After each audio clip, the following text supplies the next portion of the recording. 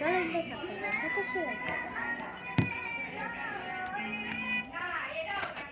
আমি তো কিছু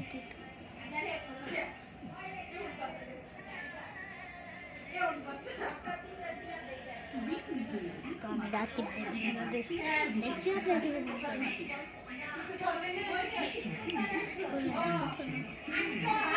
এত ভিডিও আসছে। চলেন আপনাদের সাথে শেয়ার করছি।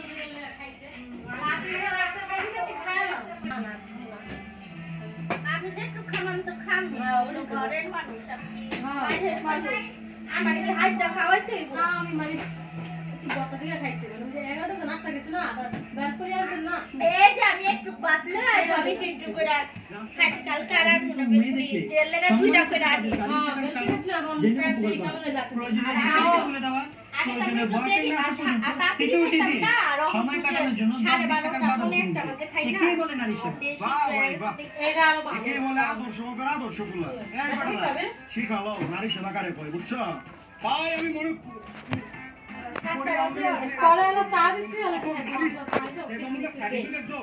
আরে কিন্তু বিস্কুট খা। পয়সারি বাপ কি না দিয়ে দিলে সার্টিফিকেট আমার বাপ তাই ইবাই তো মেয়েদের সাথে থাকো না। খাইলে খাই তো মেয়ের সাথে তো তার স্বামী খাইবো না মানে কি না আপনি তো বাড়ি সেই লাগি তো বলে তো চা বানাই না পরে ভাই ওই যে ময়না তো যাইতাছে। এই বেটা কত বড় বসে ধরে মেয়েদের আমি সম্মান করি, মেয়েদেরকে পাখি বলে ডাকবি না, তারপর কেন ডাকলি? তাহলে কি করে ডাকবো ভাই? ভাবি ডাকি ভাবি, বুঝলি? কি না আর নাই আয় বসে নিতে আমি কইছি না যে বাচ্চাদের কইছি না নাই নাই আগে আমি বিয়ে করে নি, তারপর যা ডাকবে কোনো সমস্যা নেই। মনে তাই না আর নাই রে বাবা মিষ্টি দিয়ে যাই তুই রাখে আমরা 6 জন খাইলাম।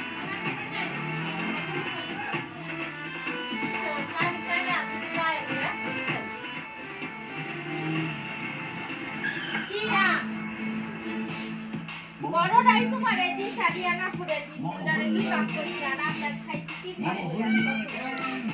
কি মোহল্লার গান মোহল্লার গান মোহল্লার গান।